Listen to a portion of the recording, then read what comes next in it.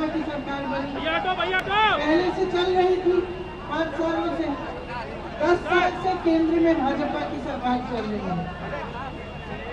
अब आप जब सरकार को देखते हैं कि 10 सालों से चल रही है और मीडिया के मेरे भाई बहन जो दिखाते हैं, तो आप देखते हैं कि कितने बड़े बड़े इवेंट हो रहे हैं। G20 हुआ कि नहीं हुआ? सबने कहा देश का मान सम्मान बढ़ रहा है इससे, और तरह तरह के इवेंट होते रहते हैं जिससे कहते हैं कि देश का मान सम्मान जुड़ रहा है और बन रहा है। ठीक है, हम भी देशवासी हैं, हम भी खुश होते हैं जब भी ऐसा कुछ होता है। लेकिन मैं पूछना चाहती हूँ, क्या देश का मान सम्मान, यहाँ जो खड़े नौजवान बच्चे हैं, जो हमारे पुलिस वाले यहाँ तैनात हैं, जो स्टूडेंट्स हैं, इनसे नहीं जुड़ा है? क्या देश का मान सम्मान आपकी महत्वाकांक्षाओं से, आपकी उम्मीदों से नहीं जुड़ा है? आपको रोजगार नहीं मिलना चाहिए? जब आपका मान सम्मान बढ़ेगा तभी देश का मान सम्मान बढ़ेगा। आप चाहे अग्निवीर को देखिए, इतने सारे बच्चे गांव-गांव में यूपी में वर्जिश करते हैं, तैयारी करते हैं सेना के लिए।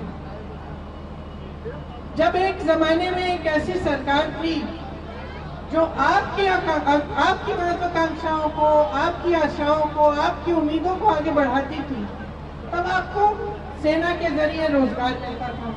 आज क्या हुआ है? अग्निवीर ले आए ना, वहां पे आपको रोजगार मिल रहा है।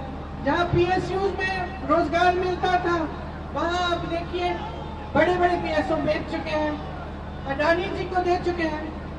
तो जो गरीब तबका है, जो आम जनता है, उसका क्या फायदा हो रहा है? गहराई में ये सवाल आप समझो और पूछो। देखो, नौजवानों के लिए रोजगार नहीं है। किसान तब भी सड़क पे बैठा था, आज भी सड़क पे बैठा है। गन्ने का जो खरीद का दाम है, वो पिछले 8 सालों में 55 रुपए बढ़ा है, बस 55 रुपए। और आप बताओ, आप जब दुकान जाते हो सब्जी खरीदने, फल खरीदने, कुछ बनाना है घर पे, तो क्या होता है? आपको मिलता है?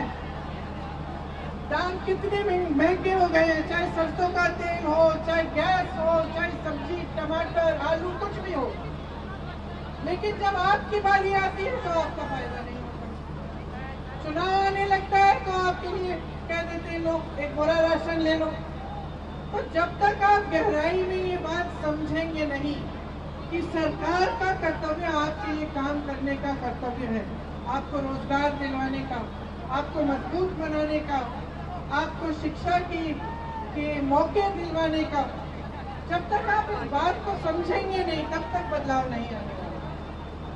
तो मैं सिर्फ आपसे ये कहना चाहती हूँ कि अपनी भलाई देखो, अपने जीवन में आपका क्या अनुभव है उसको समझो, और गहराई से समझो कि आज की राजनीति आपको गुमराह कर रही है। अब भैया बोलेंगे, ज्यादा लंबा नहीं बोलना चाहते।